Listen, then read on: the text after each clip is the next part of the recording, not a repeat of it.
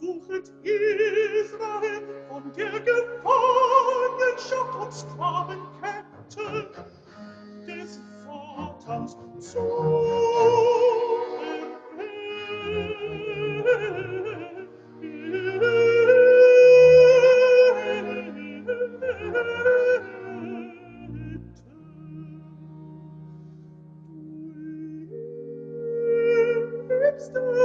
Gott, was sind wir Arme doch?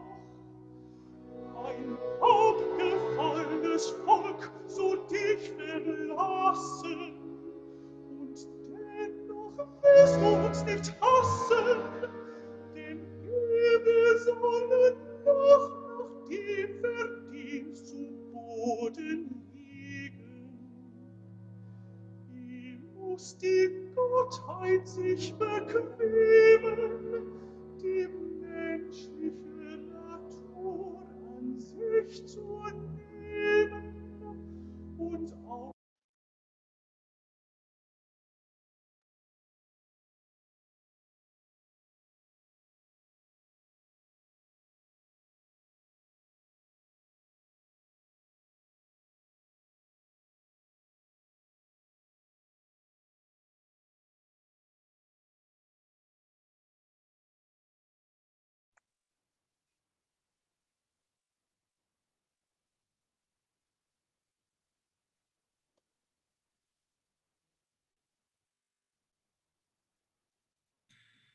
Hello.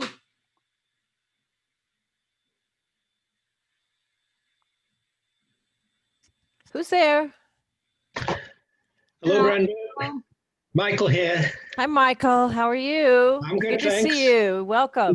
Thank you. Hello. So we should start. Timing is as scheduled. Good morning, good afternoon, good evening, depending on where you are. Welcome to the International Seminar on Urban Forum. This is the keynote and plenary session. Welcome to Salt Lake City. During the meeting today, we ask that you keep your microphone muted unless you are speaking to the group. I would be muting all of you right now. The session will be chaired by Brenda Scheer, University of Utah, and Wendy Mcclure, University of Idaho. Please use the chat box, which is below on your screen, to ask any question during the presentation. And I'm going to leave the floor to Professor Brenda Scheer. Thank you very much. I am speaking to you from Salt Lake City, where it is 6 o'clock in the morning. And Wendy Mcclure is our ISIF president, is actually in Idaho, where it is even early at 5 o'clock in the morning. So I want to welcome you to the virtual conference of the International Seminar on Urban Forum. It's being held entirely online here. As one of the organizers of the conference, I have to tell you how disappointed we are not to be able to welcome you to our wonderful city. Today, we will be pretending, just today only, we will be pretending that we are in Salt Lake City. Although it's fortunate that you don't have to hassle with the final touches on the construction of our brand new airport, which opens next week. To kick off the conference, I'm going to show you some screen here. Okay. Oops, sorry. These things are not as clever as they're going to be. To kick off the conference, I want to show you, I want to tell you what is happening today, or this morning. We are first going to have Wendy Mcclure, who is the president of the International Seminar on Urban Forum. Then we'll have a video from welcome from Dean Keith Diaz-Moore, who is the Dean of the College of Architecture and Planning at the University of Utah, where I'm from. Then I'm going to talk a little bit about the conference itself and how it's organized. And then I will also give a lecture today on the history of Salt Lake and its urban morphology. And And then we'll be joined by Nick Norris, who is the Salt Lake City Planning Director. And that will round out the morning, this first session this morning. So I'm going to turn it over to Wendy. Let's see. Stop sharing. Wendy? Wendy, are you there? Okay. Are you unmuted? I'm unmuted. I guess I was expecting an introduction. I'm Wendy Mcclure, the president of USIF. Sorry. And Actually, wait a minute, Wendy. I was supposed to introduce Wendy, so let me do that so everybody knows who she is. That's all right. Hello. Yeah, no, it's okay. These things are like not going to be perfect. So Wendy Mcclure is the current president of the International Seminar on Urban Form. She is professor and chair emeritus of architecture at the University of Idaho.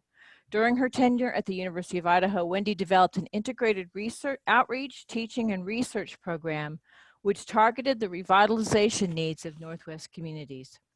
Her research areas include the morphology of historic towns of the U.S. Mountain West, sustainable development, participatory design, and community revitalization. Her teaching program to engage students and communities in action-based service learning was recognized with the University of Idaho Teaching Excellence Award.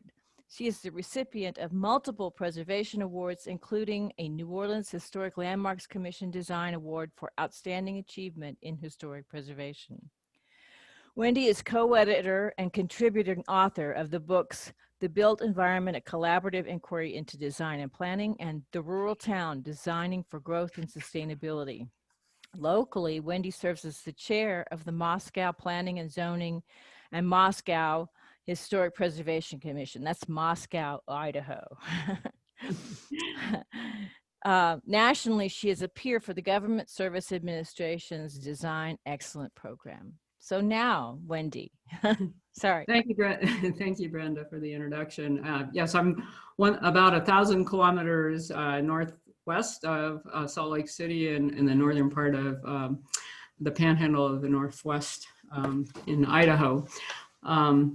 It is my pleasure to welcome you to ESIF 2020, the 27th International Seminar on Urban Form.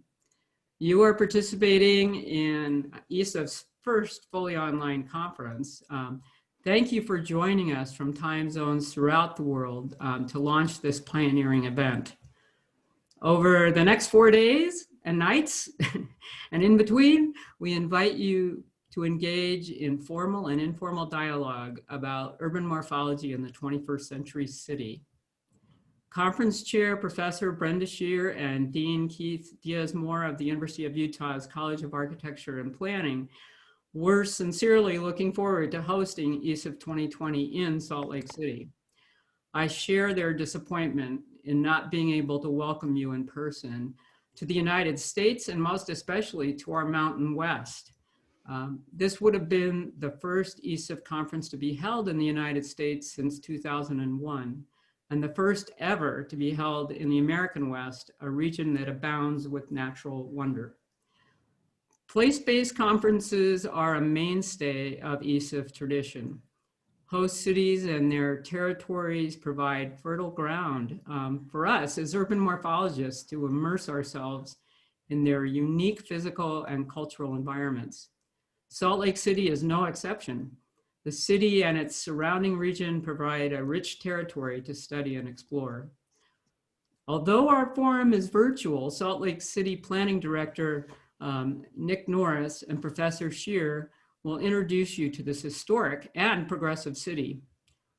During this session, Professor Scheer will interpret the distinct dimensions of the city's unique founding plan, which helped to shape the city's urban form.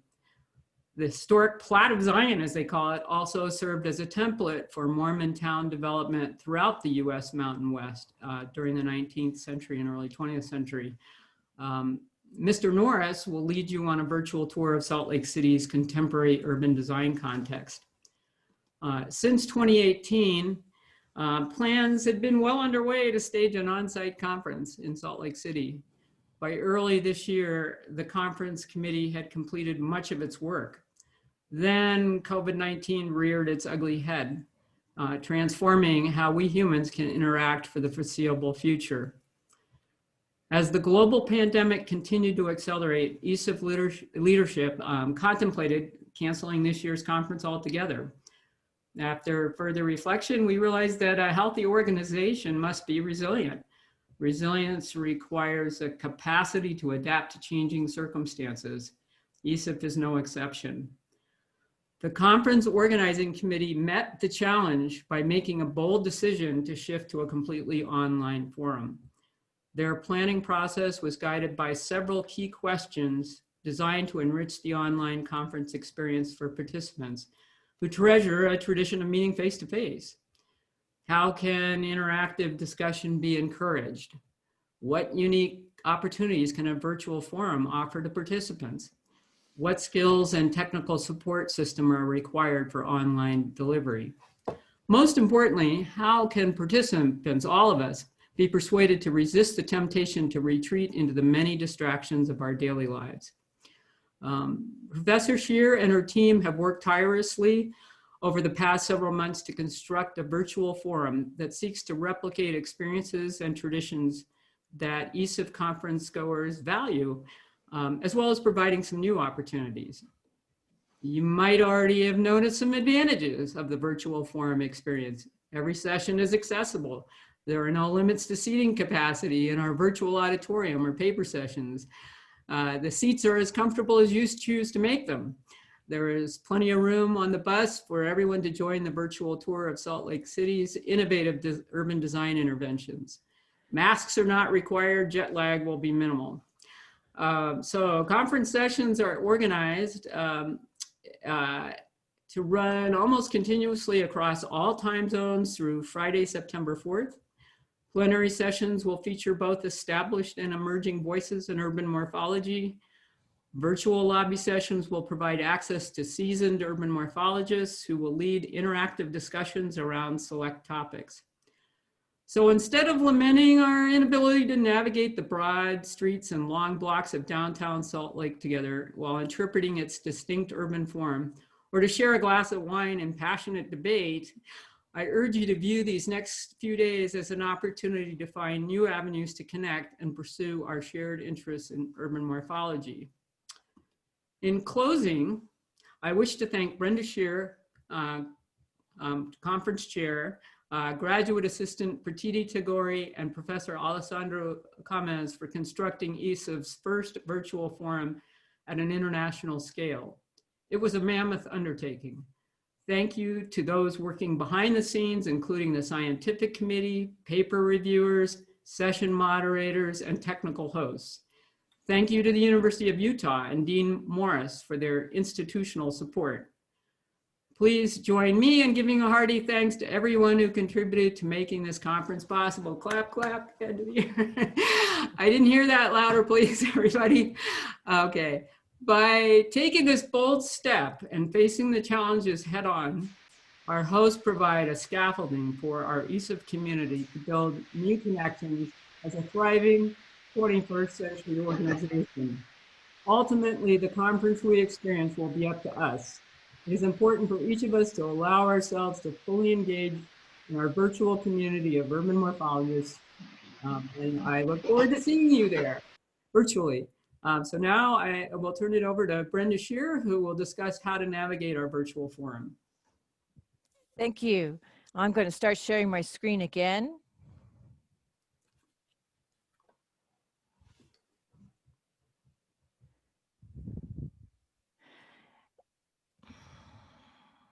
Oops, did it go? Didn't go. Okay. So what we have here, the online conference is a less than perfect way to get together. It's less than perfect way to get to know each other. On the other hand, it's a much less expensive conference that requires much less energy to get people in from around the world and allows people without resources or visas to be able to enjoy each other's company and learn about the best research happening in our field today. At this conference, we are featuring two kinds of sessions. The first is the traditional paper session, where 4 people will present their papers, moderated by a chair, who will keep him or her on time and make sure that they receive some questions and comments appropriately at the end of the session or in between papers. There are both PhD students and experienced researchers on the program, and I hope that you will find time to see at least 4 to 6 paper sessions, not including your own. We are also, and for the first time, offering a lobby sessions, which are far more informal times for us to get together. The sessions were proposed and organized by the leaders of ISIF and are designed to take on a controversial or timely issue within the field. We would like them to be highly interactive, so please join us to enhance the network of the conference. All the sessions run in intervals that start every 2 hours. The program sessions were designed so that people from around the world could present at relatively convenient time rather than 2 o'clock in the morning. At any given time, except for the breaks, we'll have at least 2 paper sessions and probably a lobby session. This means there is a lot going on, and all of it is happening online in Zoom. I hope that all of you are familiar with Zoom. You made it here today and are able to negotiate the Zoom codes efficiently. The first problem is probably our times. So I'm going to show you the portal, and I think I'm able to put it in the chat. Okay. So this is the portal for the, excuse me, can you see the portal? No? Okay, let me make sure. No, we're seeing the PowerPoint. You have to. Okay, let me see the portal. Okay, I got it. I got it. Okay. Okay. Can you see the portal now? Okay, this is the portal for the conference, and I will type the URL into the chat so you can just copy it. All of you who are registered, and except for those who registered in the last couple of days, got an email directing you to this portal as a way to navigate the conference. Here you will find quick links to everything you need in the conference, and also it's a handy place to go on to Exordo as well. So as you all have been interacting with Exordo, you know that it is a very rich program that has a lot of live links to everyone's bio and everyone's presentation files, as well as their abstracts. So in the program. So that is a very important part of how you navigate this conference, is to look online at that, at the Exordo, isif2020.exordo.com website. And I'm not going to go there now because most of you have already been there. In the portal, we have the schedule and the program, we have the venues, and we have the conference timetables. Now, the timing is a little bit tricky, as you might imagine. It was very tricky to set it up as well. So I want to give you a little widget with the current time. It's 6:16:46 here in Salt Lake City. And so you will at least be able to know what time it is here. We also are offering you a timetable, which allows you to compare the program times, which are listed in the program as Salt Lake time, with times in London and Beijing. So right now it's 6 a.m. in Salt Lake City, and we know that in Beijing it's 8 p.m. and in London it's 1 p.m. Very convenient for all of you guys, just after tea time. So that's a particular easy to get to timetable for the conference. If you have questions, this will take you directly to mailing, or how had trouble getting in or anything. This one will take you directly to our email, and you can directly email us. That will be monitored all the time by our 3 friendly University of Utah City and Metropolitan Planning students, and we're grateful for their help. Anthony, Katie, and me so. Okay.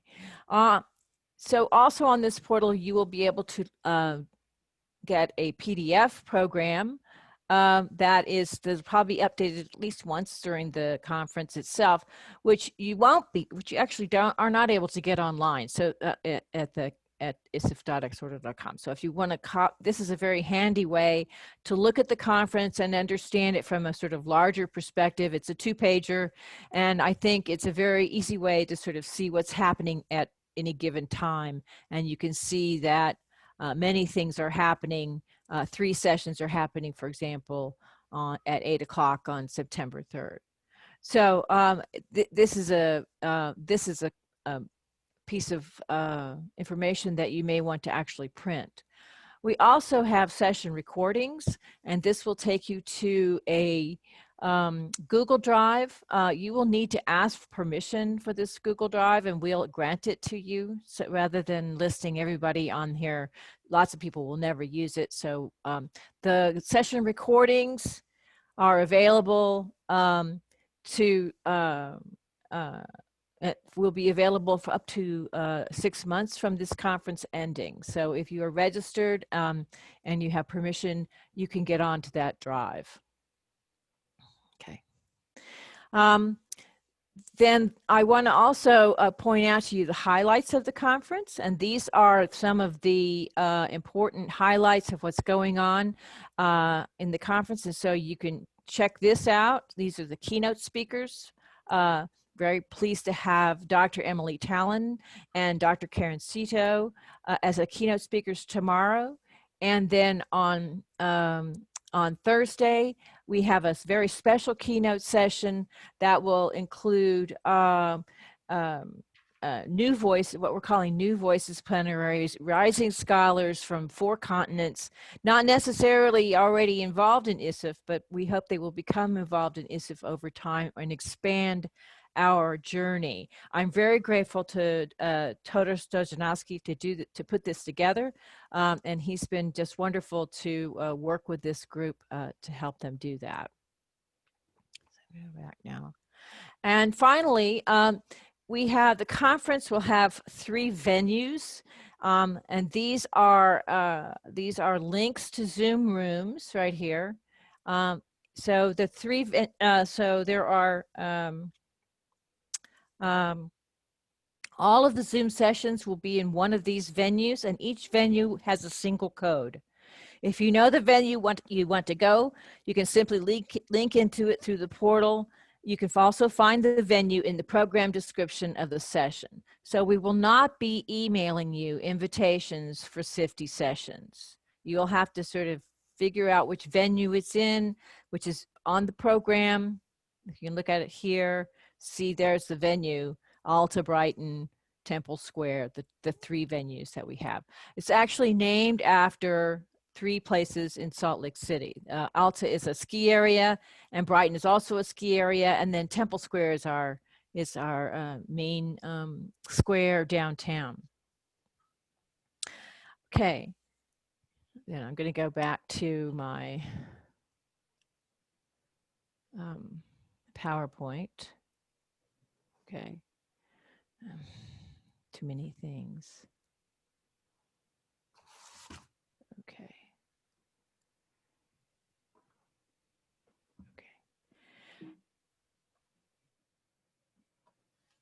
And finally, I'd really like to give a shout out to a whole group of people who have been working very hard over the last 2 months to get ready for this conference.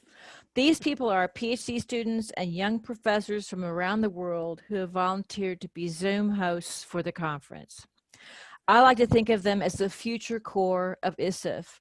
You may have already encountered them if you practiced for a paper session or a lobby session, and they'll be the ones who welcome you into the room and help guide the technology of Zoom while the meeting is going on, so that the moderator or chair and the presenters can have a smooth meetings.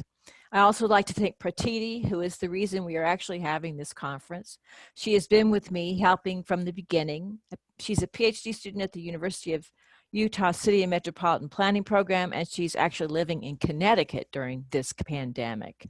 I would be totally lost without her, and I certainly would have lost my mind without her as we navigated this complicated conference. I'm very grateful to— I'm not sure I understand. What? Oh, that's my— phew. Okay, I'm very grateful to these fine volunteer leaders, and I would also like to thank all of the ISIF leaders who organized the lobby sessions, and those who agreed to chair or moderate a session, and those who reviewed the program back in the time before the pandemic. I expect this to be an extraordinary additions to our regular conferences. So now I would like to welcome the Dean of the College of Architecture and Planning at the University of Utah, and who will give us some remarks. Hold on. Just a minor transition here. Okay.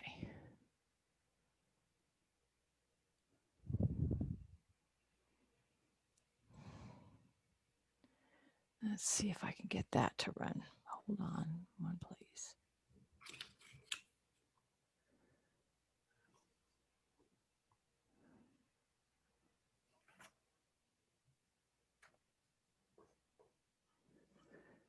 Okay. On behalf of the College of Architecture and Planning at the University of Utah, it is my great pleasure to welcome the International Seminar on Urban Form to Salt Lake City here in 2020.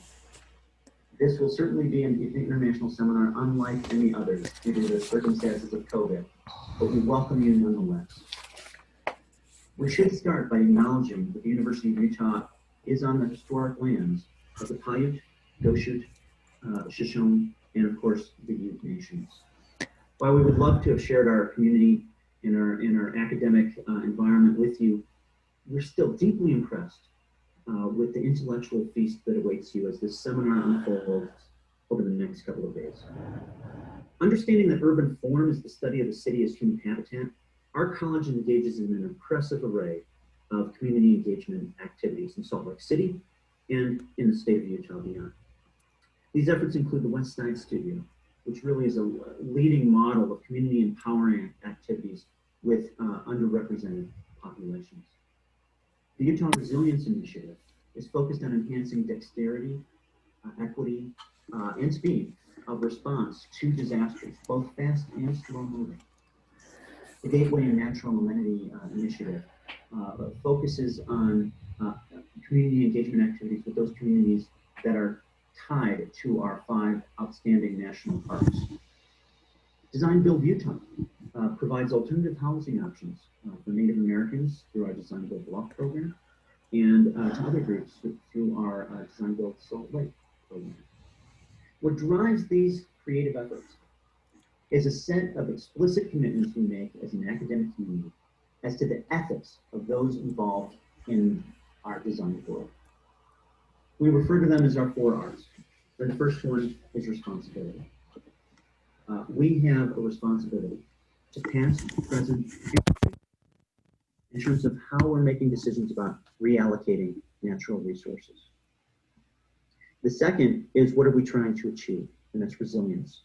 In everything that we do, we try and further community and ecological resilience. The third is how do we go about this, and that's respect. We need to enter every situation with a clear sense of respect for the health and culture of all people and all places. And the fourth is what are we called to do, and that is respond. We have local manifestations of global challenges. We will typically talk about affordable housing and air quality. We are certainly also dealing with the global pandemic that is confronting us now. It is these 4 R's that have provided us the agility to respond quickly to the issue of social justice that had emerged in this country over the last few months by creating our Utah Anti-Racism Agenda. It is this desire to respond that allowed the Metropolitan Research Center, directed by distinguished Professor Reed Ewing, to publish the very first peer-reviewed piece on COVID and urban form. It is why our Digital Manners Lab was an early provider of 3D printed face shields to our care providers in our university hospital. These 4 R's spur innovation as exemplified by our 2 new cutting-edge certificate programs. One, the very first in the nation, Certificate in Dark Skies Studies. Second is one in community engaged practices, expressing the fact that we believe that this is absolutely essential for the planning, design, architecture professions in the century to come. This is an incredibly vibrant intellectual community, and we are so pleased to be hosting you this year. We hope you enjoy the remainder of the seminar. Welcome, stay safe, and have a great time. Thank you. Thanks.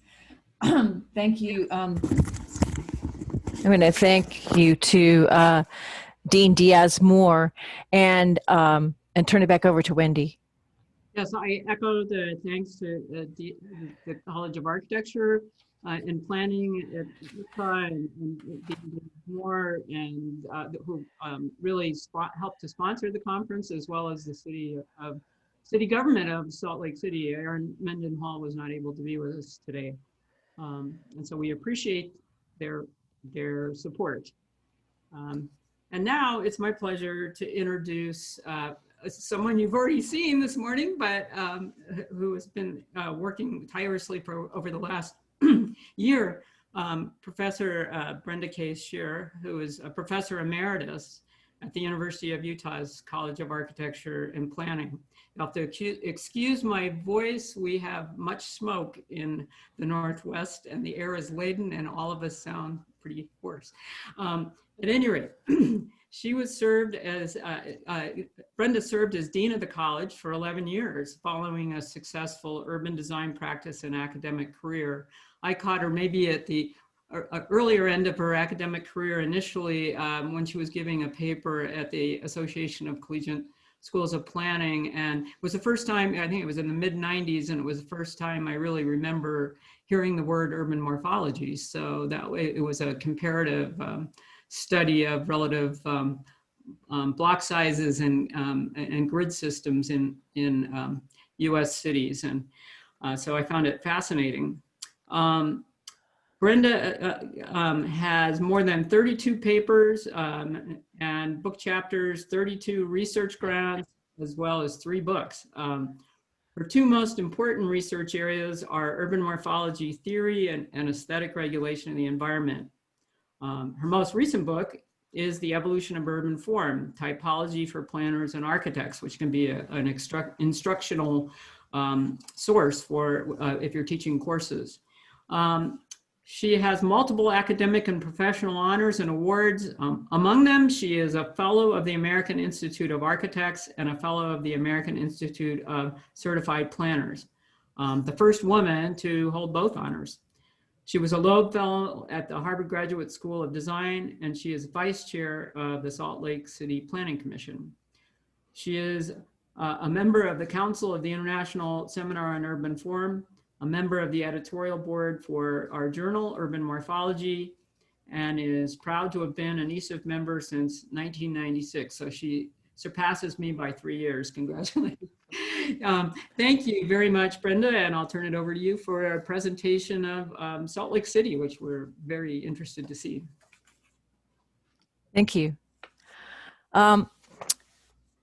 So one of the saddest things about this conference is that you will not be able to see our very beautiful city. And I hope you could see this, can you see the screen now? Yes? Okay.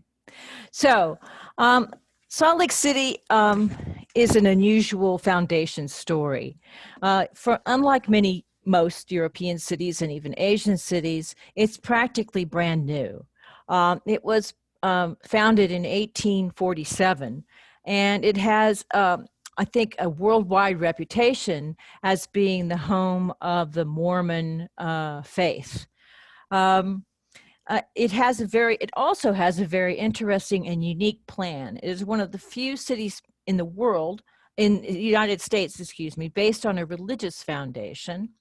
And today I want to tell you the fascinating story of how a huge exodus of Mormons from around the world ended in the establishment of a new city in the desert. I will also try to show you how the morphology of the plan affected later development, drawing a line from the mistakes made in the original layout to the negative and positive effects for urban design today. But first, I want to give you a sense of what you are missing as we all attend an international conference in our pajamas from our basements. Salt Lake is a very photogenic city, surrounded by a ring of snow-capped mountains and a wide western sky. The original plan is visible from just about any vantage point.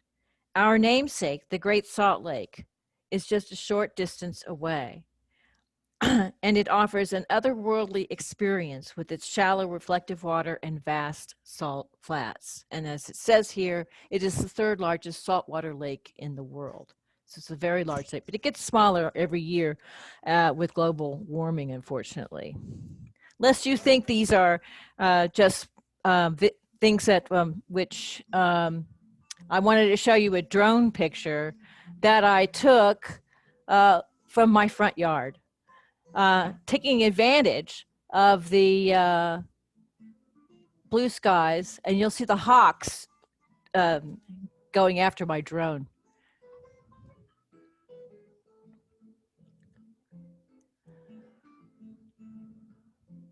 You see the state capitol built on a hill above the main grid of the city. So to give you a sense of where Salt Lake City is in the world, it is in the western United States in what Wendy called just earlier, the Intermountain West. It's between two mountain ranges. The West in movies is often portrayed as a land of cowboys and Indians and pioneers in the late 19th century, which implies a very rural lifestyle. It's true that the West was slow to settle, partly due to the difficulty of crossing the mountains, and the desert is really unsuitable for most agriculture or even ranching. Unlike most Western settlements, however, Salt Lake City was planned from the beginning to be a city, a place for the faithful of the followers, who call themselves Mormons, Latter-day Saints, to gather before the second coming of Christ. Their founder, Joseph Smith, had visions of founding a religion based on the series of golden plates he claimed to have found and interpreted. These golden plates revealed a new gospel, which suggested that the the land area of North and South America was actually a part of the biblical story that had been left out. The Book of Mormon was published and used to recruit new members. Local people in the New York and northern United States area, but also an avalanche of Northern European peasants, mostly impoverished. Hundreds of thousands of people from 1840 to 1900 immigrated to North America and to places where the Mormons settled as a part of the religion which called for something called the gathering. The gathering was an idea that suggested that if you adopted this religion, you actually had to get up from where you were and move your family to a place called Zion. And Zion was an idea that the thousands would gather and live in a perfect world, and then they would be, at some point before the end of the millennium, would be transported to heaven. And so there would be and that's where the idea of the Latter-day Saints comes from. It's a great story of conversion and migration. It's also a great story about city foundation. Brigham Young, after Joseph Smith was killed during all of the troubles that he had after becoming actually a very popular religion, and also establishing the doctrine of plural marriage, which did not go well with many Americans. He was actually killed in Illinois, and the whole band of Mormons who were then living in a place called Nauvoo, Illinois, were required to leave, or felt like it was necessary to leave. And there were around 17,000 people living in Nauvoo at the time. So the person who was became responsible for this migration is Brigham Young, who is the second most famous person in the Mormon religion. This is a picture showing the Mormons crossing the icy Missouri River on their way to, at that point, they weren't even sure where. They just knew that they had to leave Nauvoo because of complaints about their religious practices. Over the next couple of years, from 1846 to 1869, 60,000 immigrants made their way across the United States on a path to Salt Lake City. They knew that Salt Lake City, they knew that Salt Lake City was there when they started out, and when Brigham Young got here, he said, "This is the place." And arriving in the Salt Lake Valley, and you can see that the trek was rather mountainous and difficult, and the Salt Lake actually was much bigger then, and the geography of the place is really quite remarkable. What you see here is that you have a huge valley next to that black there is the Salt Lake, and a city that's established ringed by snow-capped mountains. When Brigham Young came to the Valley of Salt Lake City, within a few hours, they had scouted around and climbed to the top of what is called Ensign Peak now, and established that the city should, in fact, be a grid laid out at the base of the mountain, and with the cardinal directions, north, south, east, and west, being its basic guidelines. And so from the top of Ensign Peak, they established a line going straight south to what we call the point of the mountain. Within a few hours, scouting from Ensign Peak, the pioneers dug canals for water, laid out the city with a plat drawn and based on something called the Plat of Zion. And there was a rapid deployment because they arrived in July to plant and irrigate a very dry desert. And I can tell you from growing tomatoes that July is very late. Brigham Young also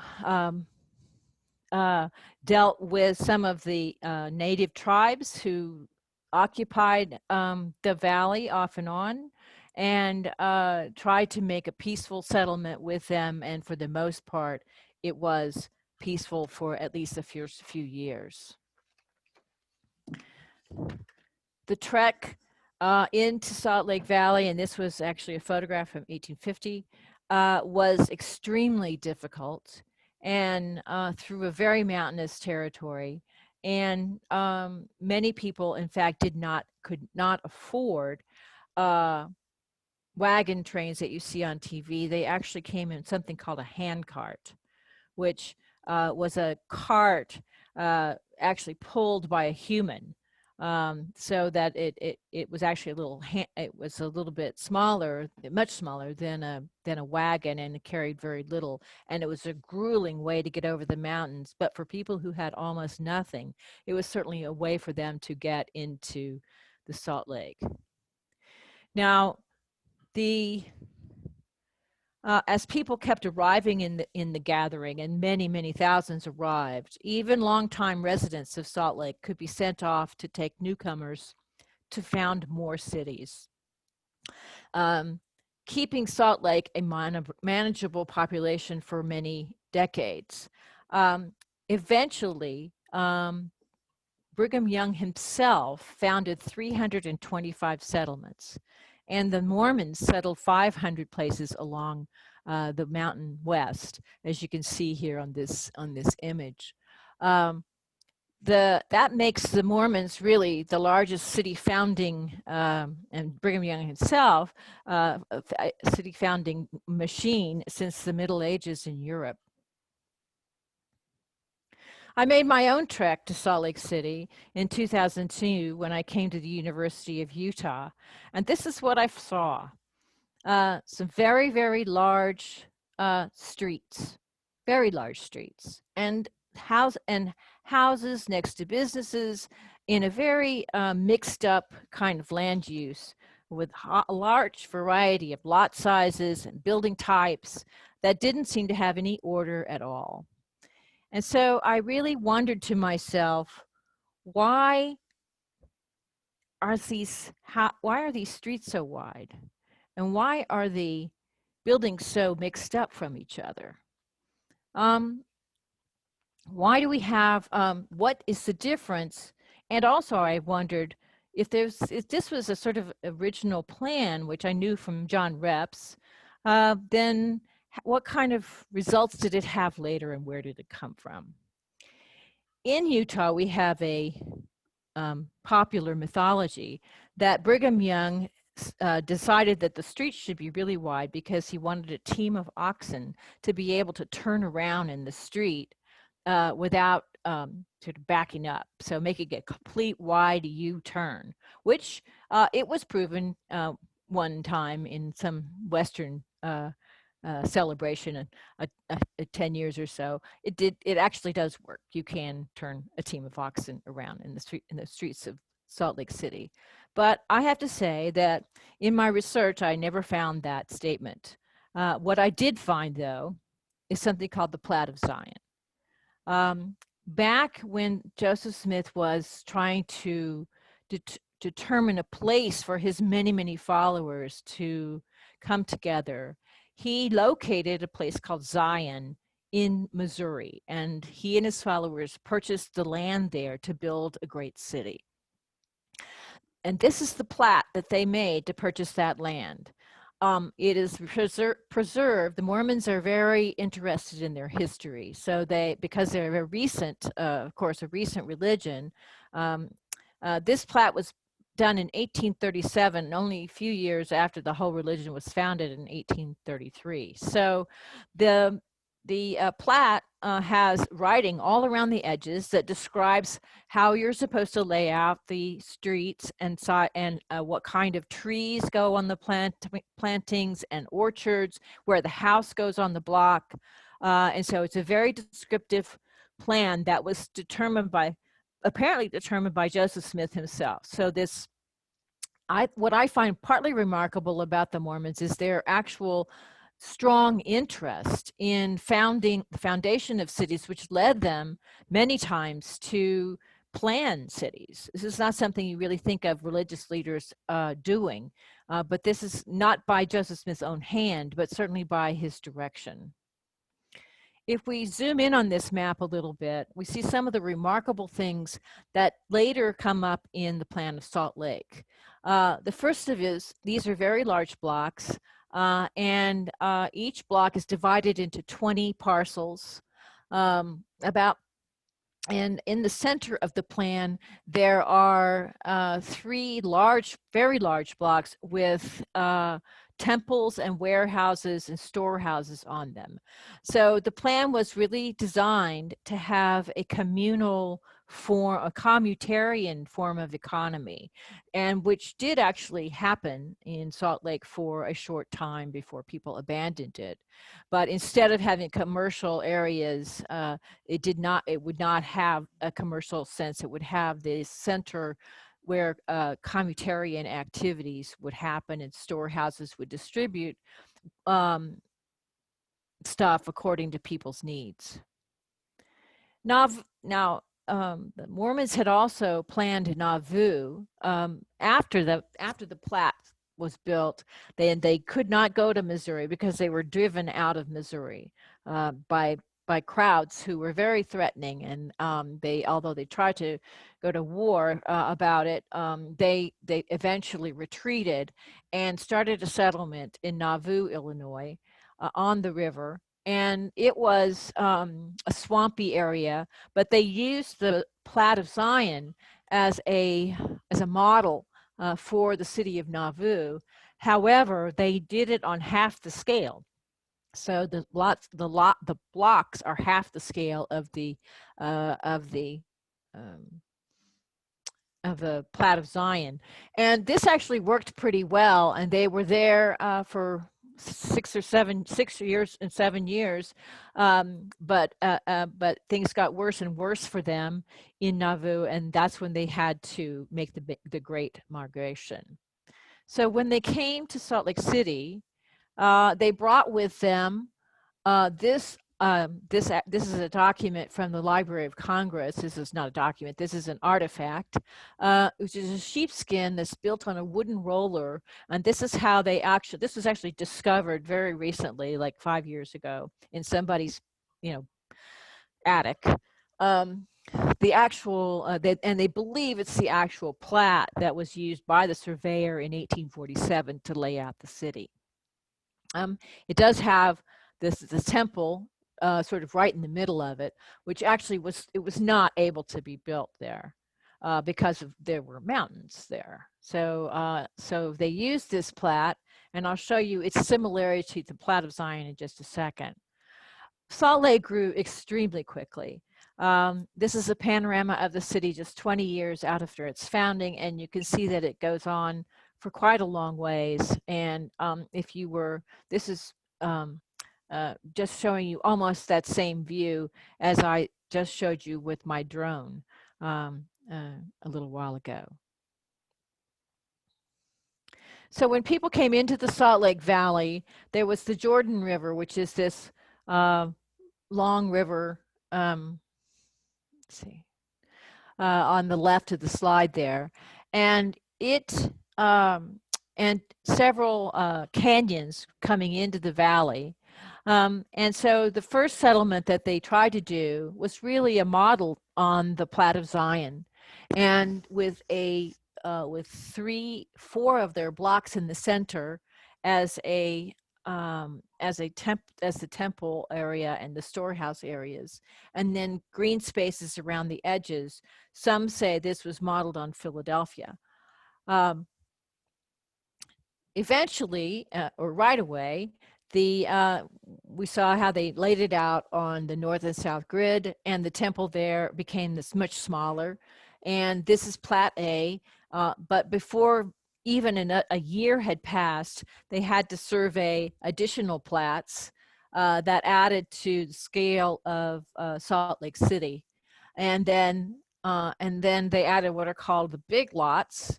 Around the country, actually, these are very common in a Western settlement or a new settlement, to actually have lots outside the city itself that people can farm.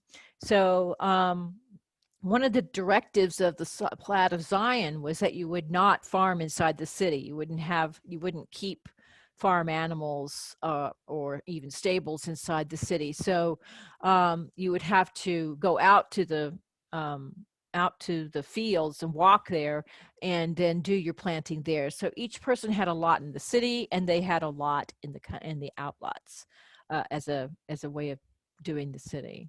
So this is the way the city is. The boundaries of the city are today. Actually, they're a little bit more extensive than this, but and you can see how it still reflects very much the original plat that was the ideal. Salt Lake City, one of its most important characteristics morphologically is the scale of its grid, which is huge compared to any of the cities you may actually be familiar with. The streets are very, very wide. The blocks are very, very big. And as far as its scale goes, even if you compare it to cities around the country, this is a slide I showed last year at the conference in Cyprus, comparing Salt Lake and its temple grid with Cincinnati, which itself was a fairly large grid, and then Waco, which is more of a normal grid for the time. Now, what difference does that make, and how? And so this is what the core of my study actually looked at.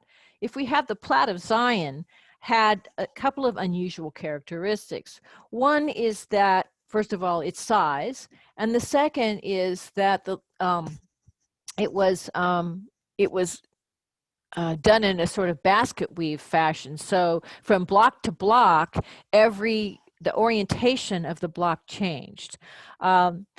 Apparently, this was to provide people with some privacy. So if you had a house on each lot and the house had to be only a few meters back from the street, that then you would not be looking into your neighbor's front yard. You would be looking into your neighbor's orchards and gardens, and you would have that nice aspect instead of and have more privacy.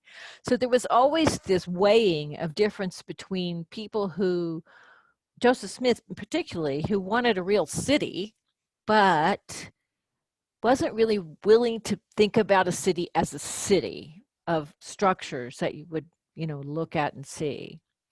Brigham Young was even more pronounced in his ideas about this. So when he got to the point where he took that same block size, but instead of putting it in 20 blocks, he put it into lots. He put it into 8, and each of those 8 lots was 1.3 acres, which is the size of a very large suburban house today, and he intended for each house to have extensive orchards, and just to give you a sense of how big that is, this is, you can see how big the lots are, the blocks are 201 meters square, and the lots themselves are 50 meters wide, and about 100 meters deep. So if you look at this as a comparison of the lots of Salt Lake City with the lots of Cincinnati's over the Rhine, which were platted just about the same time, where and also the important thing about that is that they were the same building types that were trying to go into these lots. So from the very beginning, this particular block size was actually not very conducive to the building types that were intended to be there. Brigham Young intended for each lot to have a small house on it, as I showed you before, and orchards in the back.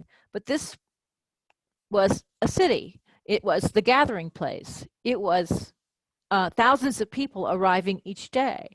This was completely impractical as a way to house and place all of those people. So even before people started to settle, they started to subdivide their lots. And this is a common subdivision of the lot in the very beginning. So these were lots that were subdivided before anybody even lived on these blocks.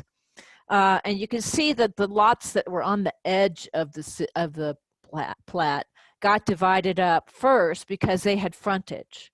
And the lots that were in the middle of the block had a problem because they only had a narrow frontage, so they started to divide up into smaller lots lengthwise, which were not very conducive. But the ones on the side were rapid and happened very quickly.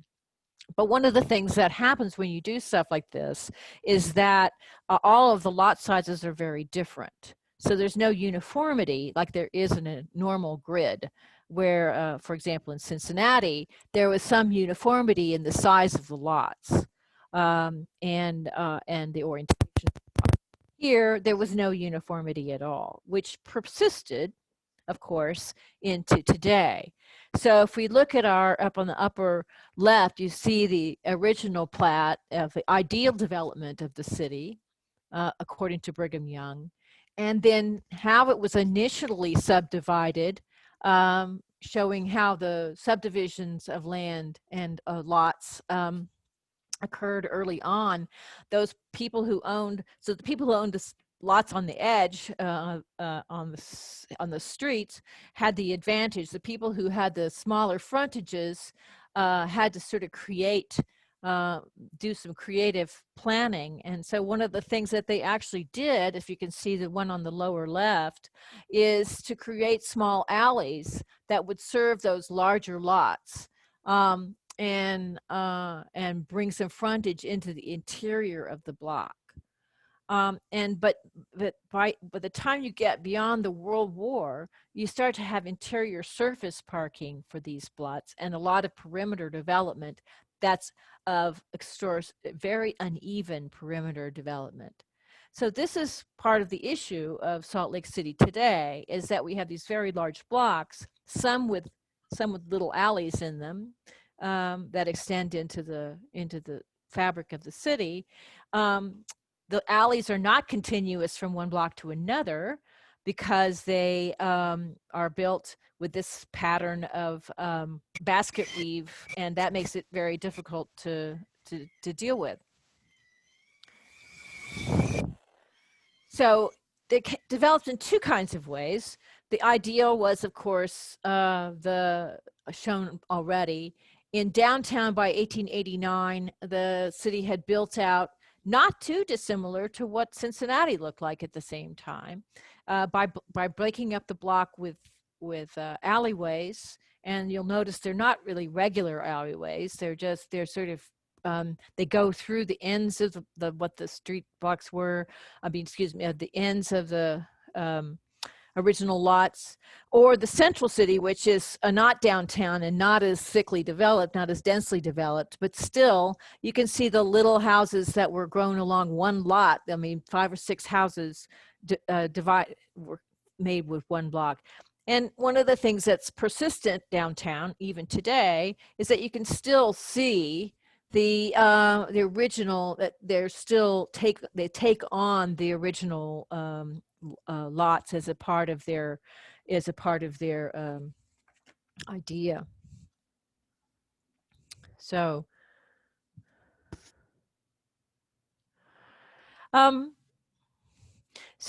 if we look at the city synchronically and diachronically, and this is for those of you who are not familiar with some of the morphological ideas that we have. One is that the idea of one of the ideas of morphology, urban morphology, is that we study things synchronically. That is, we look at different places at the same time, and we study also diachronically, which is to say we study the same place over time.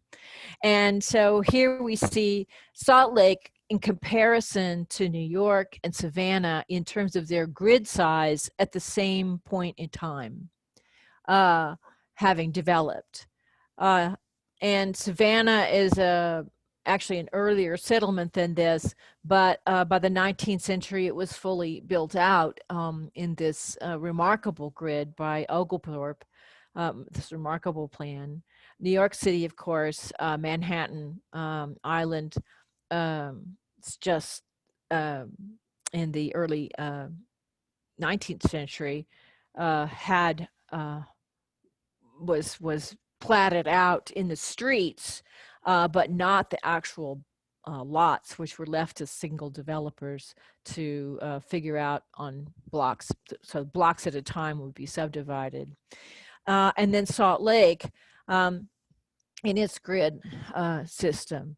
Salt Lake developed pretty thickly over time, and even just as many cities in the North America did, it subdivided original lots many times over and built inner alleys and so forth. It's very common, but with Salt Lake's really large blocks, it took on a quite different kind of aspect over time. So this same block, if I drew this again today in 2020, would be completely different as well, because it has been recently redeveloped with a large theater and a 22-story office building very dramatic office building, and now some new housing is getting built there. And I know that Nick can tell you a little bit about how amazing our growth is at the moment. Really, really amazing. So in conclusion, so here are some sort of conclusions of it. There were a lot of religious inspired choices. Most of the time when people in the West built a grid, they just slapped out there a grid so they could divide up the land as quickly as possible and make money selling off the lots. That was not the intention of the people who built Salt Lake City. They had religious inspired ideas about what the city should be, starting, of course, with the temple, which you see here, which was built in the late 19th century, and the tabernacle, which is famous for its choir, which is right behind it, sort of rounded shape. And the temple and the tabernacle were some of the first buildings, large, important buildings built in Salt Lake City. Along with but there was also non-religious buildings like our city hall, our city and county building, and our state capitol, also with prominent locations in the city. So some of the religiously inspired choices, the grid size and the street width came directly from the same dimensions in the Plat of Zion. So whether or not Joseph Smith had the idea of turning an oxen around in the street, it certainly wasn't the part of the idea of the Plat of Zion. That width of the street came directly from its predecessor. The size of the lots implied an agricultural village, a lot of self-sufficiency. People should grow their own food. And also the lots were given away according to how many wives you had. So if you had a number of wives, they lived on different lots if they had their own children. So only people who had only sister wives, people who had women who did not have children would live in one big house. People who had children normally had their own lot. So later in life, that meant that people who had a lot of wives, had many wives, not many people had more than 3, had an advantage because they had more land. The orientation of the lots for privacy was a very unusual decision. And the central temple location, of course, meant that the center of the city was not a commercial area. In fact, there was no commercial district that was actually enabled at all. It was all intended to be commutarian. And each of the Mormons have a ward system, and so the 3x3 of blocks was established as a ward, which would be one area under one bishop. So of the temple of the religion. So there were a lot of things which about the grid itself that were religiously inspired that were not from this, not as normal practical. So some of the things that I would call not necessarily mistakes, but things which were almost immediately a problem is with the city. The first is that it had an unworkable scale of the blocks, which even initially, which led to irregular solutions and subdivision and a huge variety in build out. So you didn't have any kind of order to the way the city looked. There's a disconnect between the concept of Zion as a gathering place or a large city and Brigham Young's more rural ideas. So the lot structure was subdivided freely over time, but it still persists. Those large lots still persist at some level. And then the problem of the wide streets. Even today, these streets are a problem, but they probably were a problem in the 19th century as well. Just a very, very wide street to keep much wider than they needed in the 19th century and much wider than we need today. Here you're looking at Main Street from from a bridge, bridge in a shopping mall looking over Main Street, where we have narrowed the conception of the street by putting a train in the middle of it,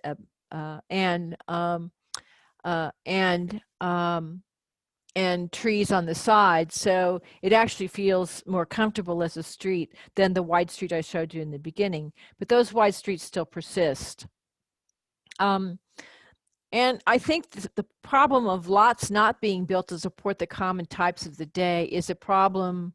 It is a problem throughout any kind of morphology, where if a lot is not suited to the type that's very commonly built at that time, then you do get a lot of subdivision or joining together, or what the Kanzenian notion of repletion. So you basically get a lot of changes that have to do with the lot not being sized properly to fit the typology, which happens in more than one place that I've studied. And finally, the undifferentiated grid. If you look at the plan of Manhattan, you'll see that there are avenues and there are streets, and the avenues are wider and have much more, have a hierarchy to them. They have the commercial activities on them. The streets are nice and quiet. But in Salt Lake City, all of the streets are the same large scale. All of the blocks are the same large scale. There's no particular orientation of streets or blocks, so you don't mostly go east and west or north and south. You just so it's actually difficult to define districts and hierarchies. It's also difficult to navigate in some ways and find orientation. Salt Lake streets are actually numbered north and south, 100, 200, 300, 400, 500 in both directions. So it's literally a Cartesian grid. People live at 100 west and 200 south, or 200 north and 300 south. So it's at 300 west. So the addresses system is all Cartesian, and it's also interesting because it was when the United States Public Land Survey came through, they adopted Salt Lake's grid as one of the major points of the land system for the modern West. It's not all lost, though. There's, in a sense, Salt Lake is really better suited to the modern day development than it was to 19th century development. There's plenty of room for what we call complete streets. We can add bicycle lanes and parking lanes and street trees and wide sidewalks without compromising traffic at all, because there's still not enough traffic to fill our big streets. Alleys have the potential, these smaller alleys that were built in the middle of the block have the potential to become intimate and unique pedestrian space. And partly these were recognized for this through a morphological study, the morphological study I did 15 years ago, identifying these alleyways as being something that was part of the original development of the cities. And also there's the large typologies that are part of our culture are easily accommodated in these 10-acre blocks. We have a big shopping mall. We have even a basketball arena that fits, a professional basketball arena that fits very comfortably, even oriented sideways in this 10-acre block. You can build, and we have new multi-building villages that are happening on a single 10-acre block. In fact, Salt Lake is one of the few cities of its built at its time that has very, very few street closings. We've actually only closed two streets in our history to make them a larger block. And one of those was for the Temple Square, and the other was for the convention center. So it's quite remarkable that almost everything now fits in these large blocks. And of course, you can have parking on the interior, centralized in the interior of the block. And we still have, of course, the Temple Square, original Temple Square of our city. So just to conclude, Salt Lake is a very beautiful place, very photogenic place. And it's a place of a very interesting history, whose morphology is still written today, at least in the downtown area and throughout the valley, actually. Well, the valley is almost full of development today, completely full, mostly suburban development. But it is no longer a desert. It is, thanks to a lot of irrigation, a beautiful, beautiful place to live. So I want to just conclude by saying, if you want to thank me for for doing the conference, you can read my work. That would be the best thanks of all. And all of my research papers can be found at academia.utah.edu/Scheer. And you can also follow me on Google Scholar, which I would appreciate. So thank you very much. Wendy? Thank you, Brenda, for that very informative presentation. You've set the stage well for, well, there are so many ties to, for example, Arna's Siskna study of relative block sizes and how larger blocks have to go through a transformational process, but also just the unique characteristics that manifest from the Plat of Zion. I would, and you've set the stage well for our next speaker, who has to deal with many of the inherent problems and opportunities that are afforded by the Plat of Zion and its evolution. So it's my pleasure to introduce Planning Director for Salt Lake City, Nick Norris.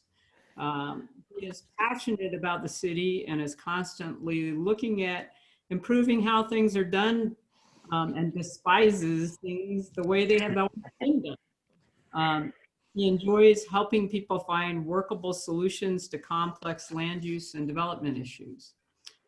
Nick has been involved in a variety of planning activities in his career, including a strategic and measured update to the Salt Lake City zoning ordinance, working on people-oriented development, preservation of sensitive lands and historic buildings, revamping the city's master plan program, and leading an amazing team of planners. He is a member of the American Institute of Certified Planners. When he's able to get away, like many Utahns and people who live in the Mountain West, Nick is spending his time, free time in the outdoors, running the trails in the foothills, biking up the canyons, or skiing in the backcountry, usually before the sun comes up, so he's well aligned for this conference. Nick graduated from the University of Utah and has been involved in urban planning since 2001. So I'd like to welcome Nick Norris. Thank you, everybody. I'm happy to be here. I'm going to go ahead and share my screen, and we can get started. So again, I'm Nick Norris. I'm the Planning Director for Salt Lake City, and wanted to give you a little bit of an overview and oversight of the current city and the future that is dictated often by our growth pressures and issues, and what we hope to be able to do about them.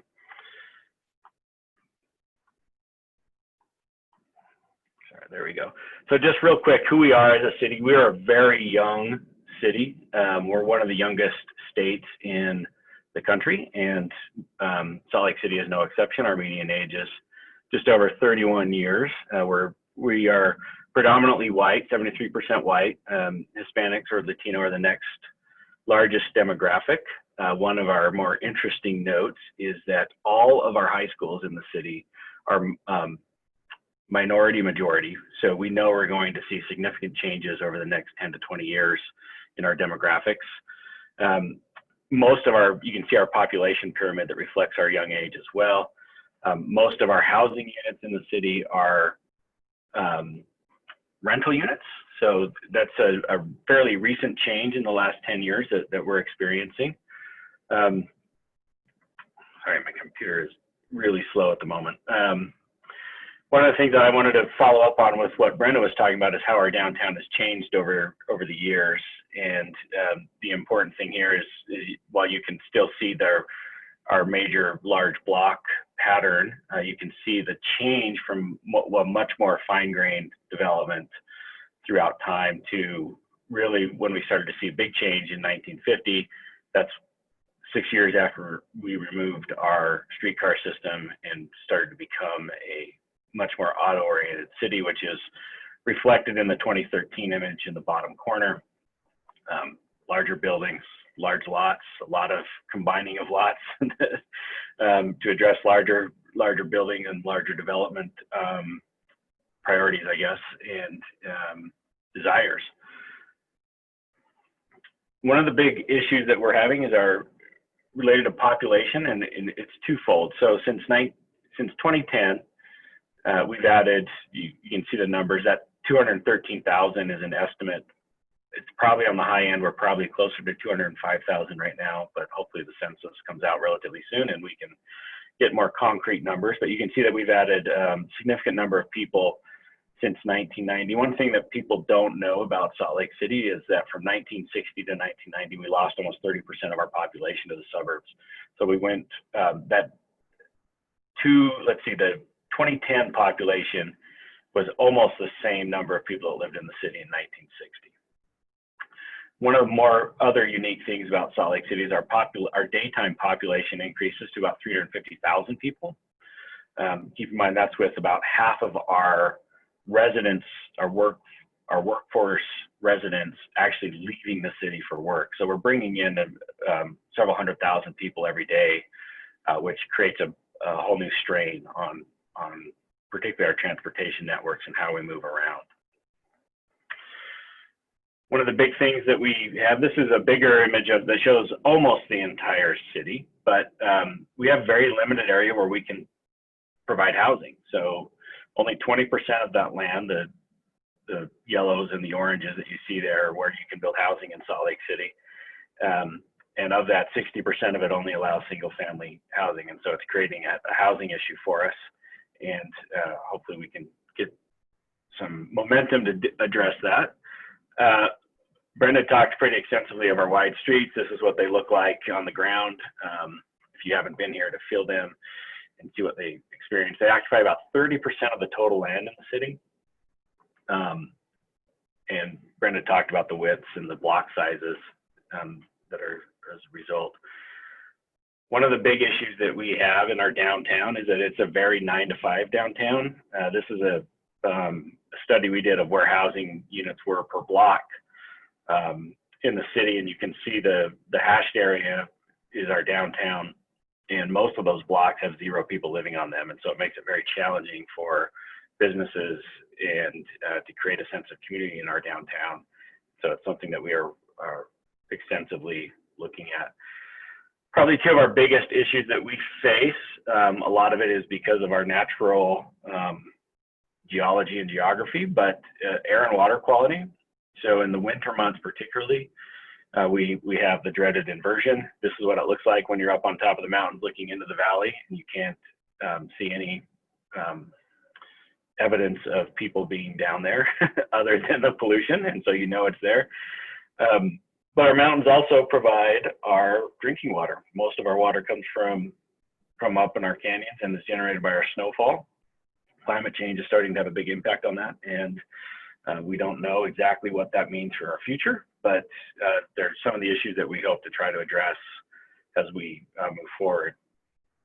Equity is also a huge issue in our city, and they're all all of these things that I list are related to that. And so our access to housing, how we use our public spaces, how we get around, things like that, how we use our city resources are really becoming, it looks like I missed a bullet there, but also how we use our public spaces are all things that we hope in the future to try to work on and address.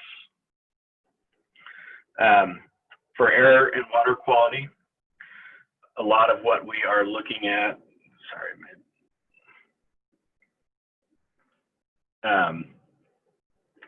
deal with how we move around, how we use energy, how we produce energy, what our building emissions look like, and how we preserve our water supply and respond to the impacts of climate change. And so one of the best things about this particular issue is that you can see it. You don't need to have extensive studies. Obviously they help, but people know when the air is bad. They know when the water is having issues. And the visible and tangible aspects of that are very clear. We also know by looking around how people are getting about, and you can see in that middle top image, one of the things that's really starting to happen in Salt Lake City is we have the terrain, despite some of our mountains, to be a very bikeable city, and we're starting to see that grow on a much quicker and larger basis than we have in the past. Housing is a big issue with how many people we're adding, not just to Salt Lake City, but to the region. We have a huge growth in the tech sector here, and a lot of those people are relocating to Salt Lake from other tech hubs around the country, really around the world. And it's driving up our housing prices because we cannot build housing quick enough. Like I said earlier, we're actually in our largest period of growth that we've ever had. We've built more housing in the last decade than we have in any other decade by far in the city. And so obviously that's putting a lot of strain on our community, and hopefully we are working on some changes to promote quicker, better housing options for people. How we use our public spaces. We are fortunate to have, for a city of our size, a pretty decent transit system that is rail-based, with buses providing access in between. But we've also paid a lot of attention to how those rail lines particularly interact with the neighborhoods and what they become. So we've built trails and pedestrian and bikeways along the transit to deal with the last mile access. The picture on the right is outside of our city, but this notion is starting to grow in our region as well, is rededicating space from cars to people. That image used to be a slip lane, a right turn lane through a city. You can see how wide even that is. And that particular community decided to turn it over to pedestrians and redesign it. And although this picture is one of the unique things about the Utah suburbs and most of the rural areas, is Monday nights are very dead nights because it's called family home evening. And so that's why there's no people in that picture, but usually this plaza right here is pretty packed. It's lined with restaurants and food. And so it's a pretty engaging place to be, but it's also the little things, simply just relocating curb lines so that street trees have more space to grow. You can see in that image that old street tree had about a 3-foot wide park strip.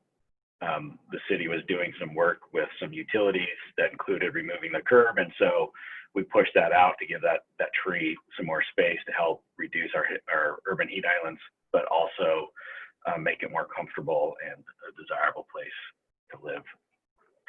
Mobility is something that we are really struggling with on the micro side of things, and unfortunately we don't have great images of our city of how to address that. Not that this particular street in Paris is all that great, but it definitely demonstrates providing spaces for different people and how they move around, whether it's the separated bike lanes, the walking.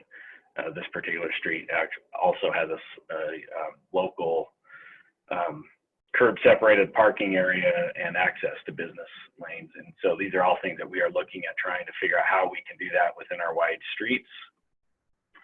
One of the big things that this is not fairly new, but becoming much more important, is this concept of digital equity and what that means to the city, particularly in times of pandemics. Our schools are all remote starting next week when the school year starts. So we will not have any in-person schooling. And so it's bringing to the forefront how important digital equity is to our community. And it's a new utility, really, because we're all relying on it for very many things, including this conference. So we are actively increasing our Wi-Fi expansion. Our city council just recently invested in what's a backbone to a Wi-Fi network to help some of our lower income neighborhoods, because we are very, very concerned with those students being left further behind than maybe they already are when they don't have access to in-person education and they don't have a parent or parents in the home to help them, because a lot of times those are critical workers who are out doing the things that we all need to survive, and they don't have the option of working from home. And so it's a really big concern for us. One of the big moves that we are making as a city is we call it our street typology project, but it's really about creating more livable streets. And this gets to the heart of our wide streets and what they can be and what our development patterns along those streets can be. So we've worked with a consultant to come up with, start classifying our streets differently than historically streets have been classified.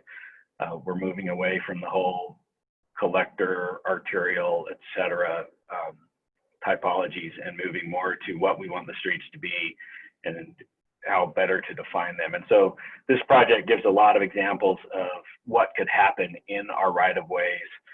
A lot of them, the main streets were in fact 132 feet wide, but as you move further away from the downtown area, they start to become a little bit smaller. And so we have these typologies that reflect that and hopefully can change over time. This is way harder to actually implement politically than I think people realize, even in a city like Salt Lake, where we have such wide streets, and frankly, it's super easy to get around, and we don't really have traffic congestion, which is a good thing, because our air quality would probably be much worse if we did. And then finally, this is more in my realm, and one of the things that our office is really focused on is zoning reform, and how do we, zoning is the primary tool used to define the built environment of cities, and how do we make it so that it's creating places we love versus places we hate. And so both of these images are in Salt Lake, and you can see the auto-oriented big box corridors in the upper picture, and then our main street, which has really grown into its own over the last 10 or 15 years. And continues to see a growth of demand and love, and places where people want to be, and where businesses are succeeding. One real quick note, just to give people an idea of the impact that this pandemic is having on Salt Lake City. Only 22% of our downtown office workers are currently working in the office.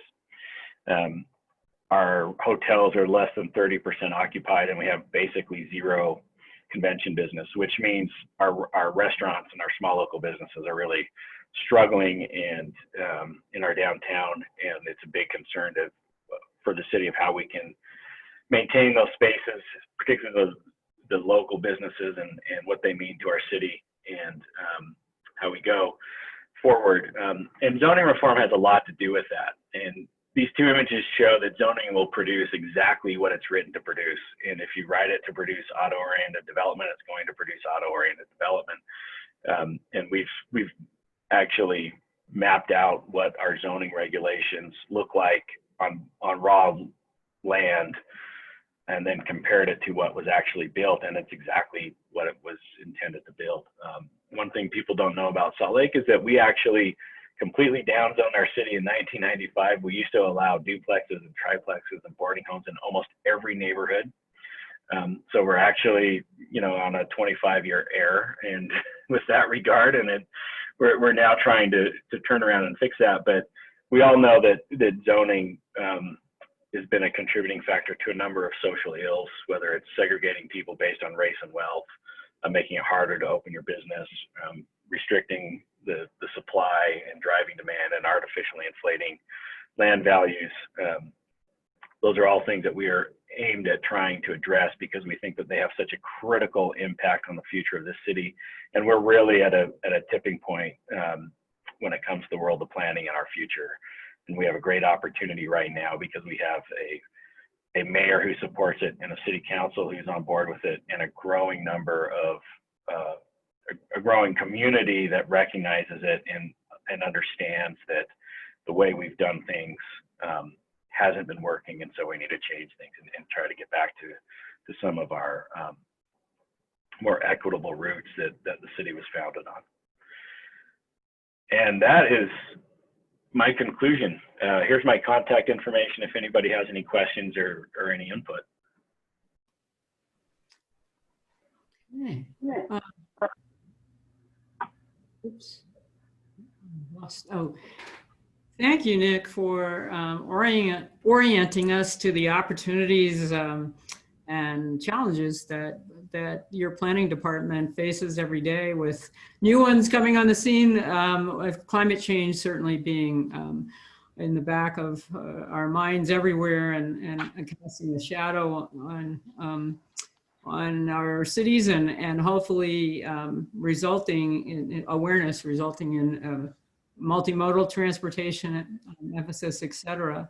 And we hope also that all of you can see that urban morphology certainly provides an opportunity to understand, interpret, and redefine things like the street forms that you discussed. The last time I was in Salt Lake City, there was, for a conference, a planning conference, there was quite a bit of talk about narrowing the streets with multimodal options, and I think that the central transit system was under construction, going down the center of the streets, and it certainly those wide corridors become an opportunity as well as the challenge that you've dealt with, and that Brenda explained well as also. We have a bit of opportunity, Brenda tells me, for answering questions. If anyone would like to address either speaker, I will try to figure out how I know that you're asking a question. But if I don't, maybe Brenda can jump in, or Alessandro, and help me. But anyway, we'll open up the discussion to anyone who wishes to ask a question of either speaker. I just see a bunch of mutes, so. Yes, so if you have a question or comment, just raise your hand. You can do so by clicking on the participants button at the bottom of the box, and this will place a raised hand on the, so we will be able to see it and then unmute you. But if you do so, then please turn on your camera before asking a question. I just saw one from Toder. Could you let's see, maybe I can find it on chat. No, I can't. Yeah, that would be Here it Toder. is. I see it. Toder, you wanna turn on your camera and go on with the question? Yes, you need to unmute. You need to unmute. There you go. Yes. Hi.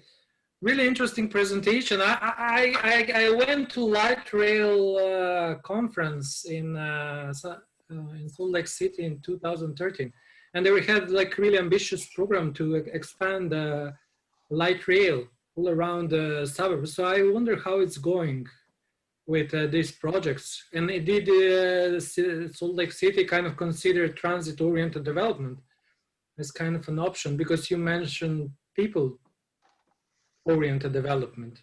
So what about transit and how does it work? Yeah, so our transit system is operated by the Utah Transit Authority. So it initially was a bus-only system, late 90s. They made the decision to build light rail.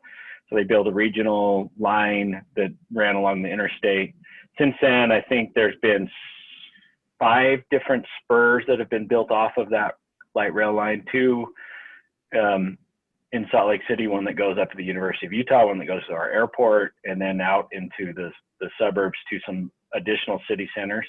UTA has a long-range plan to expand that further, including what we call a downtown circulator to help to take some of the pressure off of, right now every single train goes through downtown.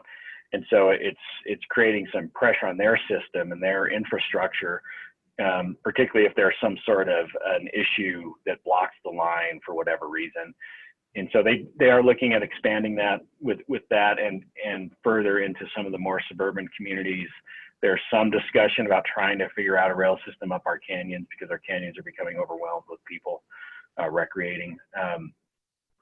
And then the city is really looking at, we've done a couple of things, is that we are paying for enhanced bus service, I think right now on 5 lines, and that will expand. I think it expands every year for the next 5 years by 2 different lines per year. And so we're paying for that service so that we can get more people out of their cars, and transit can be a more reliable and accessible means of movement.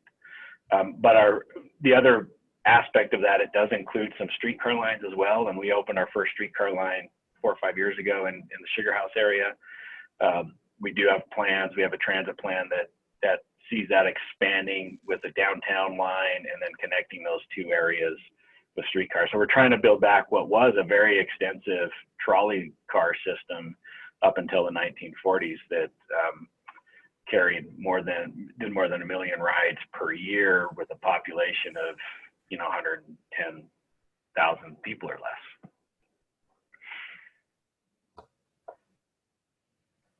So along those lines, I would ask, Jeremy Whitehand and others coined the phrase or the term fixation lines, and really new transit interventions become fixation lines for development. And have you seen any of that arising yet from these changes? Have you seen a transformation in the built response around them?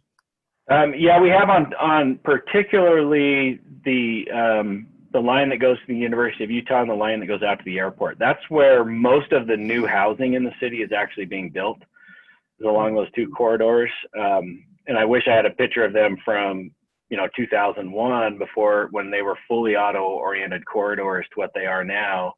I'll be honest, some of the development isn't great. It hasn't really helped some of our goals, but we've been fortunate enough to be fairly proactive in fixing those zones because we know how important the area around transit is to our future. But we also have a few places along the original line that don't have transit supported zoning still, and that's something that for whatever reason prior to my time was never really a priority. And right now we are so busy with just development applications that we don't have the resource to get to it. So part of our zoning reform project is to make sure that we get the appropriate zoning in appropriate places to accommodate our future growth. So we have a number of questions with people, their hands raised, Wendy. So I don't know if you see them. Yeah, I can't okay, see they're them. on the participants list at the bottom of your page. If you click on that, and you'll see that people's hands are raised. So I think Alice was the first one. Do you want to unmute yourself and show us and ask your question? So actually, it's a quick question, and it's for you. It's been back in history, and I was interested to see if the Jefferson Grid or like the public land survey, did it have any influence at all in the decision of is any trace of that survey into the city of Salt Lake City, and maybe if there is like a relationship to the tangent mentioned maybe in some of the blocks in Salt Lake City. You mean the public land survey? Yes. Sorry, the public land survey. That happened in the late 19th century. I mean, sorry, late 18th century, and it started, and it for most people know that we had a sort of, we made the whole country west of the Mississippi in any case into giant grids, and when it reached Salt Lake in the 1870s or 1860s, they actually just adopted the grid that Salt Lake already had for the most part through the Mountain West. So the prime meridian of the Mountain West is our main street in Salt Lake City. So that's how it happened. Thanks, Alice. How about Mariana? You want to unmute yourself and ask your question? Hi, hello. I'm Mariana from Brazil. Firstly, I would like to congratulate both of the speakers on the presentation. My question is mostly directed to Nick. I was wondering if you've had any sort of poll or survey or any sort of consultation on the population about the plan that you've been making. I was just wondering if there was any sort of feedback from the people who live in Salt Lake City regarding all those changes. Yeah, there has been, and it's not, frankly, not a lot. Well, there are a number of people in the city who don't like change, and that's been a challenge for us. We've gotten some momentum about discussing the change and linking the need to change with equity issues, which has really been helpful in changing that dialogue that we have with the community. And everything that we do basically comes down to being political in nature, right? Whether we want to change how our streets are, our zoning, it's all the elected officials that ultimately get to decide that. And so we put together very specific engagement plans that have a lens on equity and inclusion and who we talk to, so that we are getting as broad of input as we possibly can. We partnered with a number of different groups that they're particularly nonprofits that specialize in race and ethnic issues and social justice and things like that have really helped us tell the story and explain the need and have dialogue that, frankly, as a government, we can't really have with people, particularly with our immigrant population and our minority population, where they don't necessarily trust us. And so if we can use other groups to help build that trust, then we're more successful in the immediate term, but we're also more successful long term, because we're starting to gain a mutual understanding of each other. I did get a message from Carl Croft, who would like to ask a question, but otherwise I have not been able to really see people raise their hands. So Carl, if you could ask. Hi, Nick. It really follows on from the previous question, which is, given the demographics that you discussed at the beginning, how well does the council, in terms of membership, reflect the population? Yeah, it's gotten a lot better, actually. So this last election cycle, we had our first woman Latinx elected to our city council in our history, and so that was, and you know, she's actually a former planner of mine, which is great, and student of the University of Utah and everything else. But you know, very entrepreneurial personality and motivator, and a champion of building those things, particularly with those members of our community that have traditionally been marginalized. And so we also, I mean, it's been pretty interesting from other demographic and cultural backgrounds with our council and how it's changed over the years. You know, when I first started working for the city 12 or 13 years ago, I think that maybe all but one of our city council people were LDS. Now I honestly don't know if any of them are. So that's a significant change. But you know, yeah, there are two, I guess. But so it's starting to change quite a bit.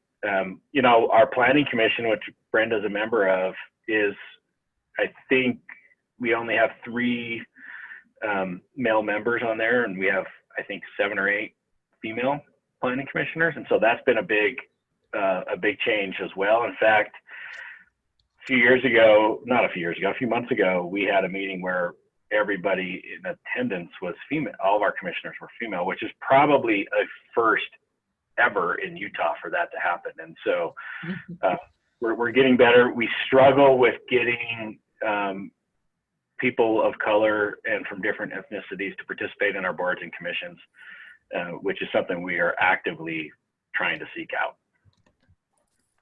Thank you very much. There's one more question from Malgorzata Hansel. Well, I see also that Hayo wants to say something, so I will be short. Just if I might ask Nick or Brenda, I don't know who can answer this question. What do you consider like a major milestone? Because there was apparently the population flow to the suburbs, and after at a certain point they start coming back. And if you could just give the background for that, because, well, there are many cities who experience similar problems. I'm just curious.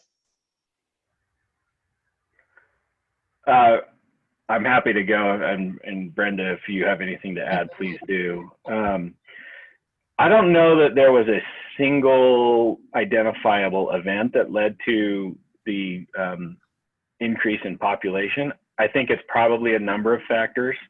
I mentioned the growth in the tech industry, which is a big component of that. And I think it was 4 or 5 years ago, for the first time, probably since we were settled, we had, well, the first time in decades at least, our in-migration was larger than our natural birth growth.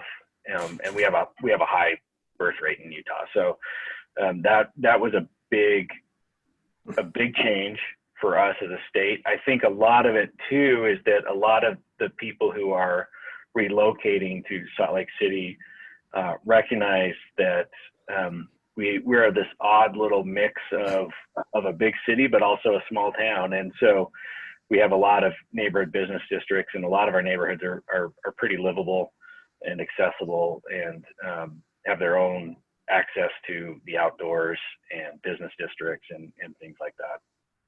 I also think that, you know, we were the home of the 2002 Olympics.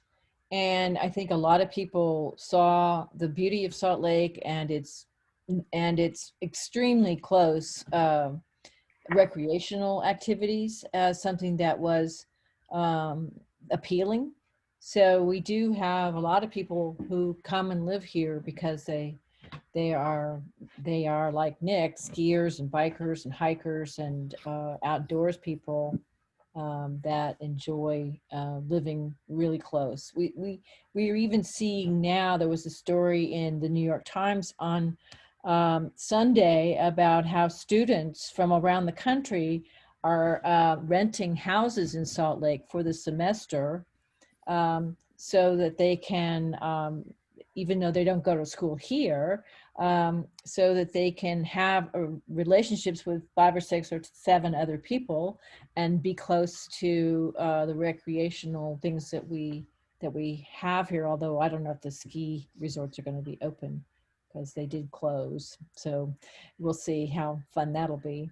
But the parks are open, and the national parks are open in limited ways too. So that we have 5 national parks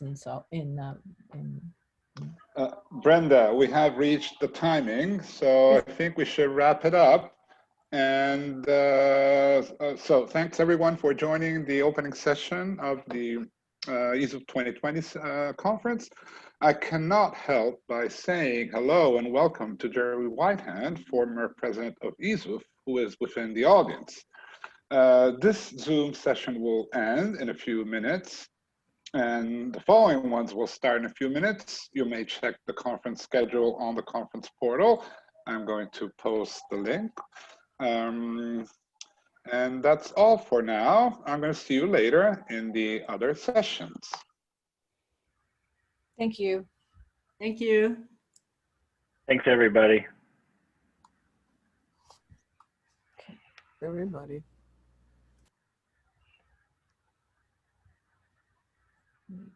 Stop.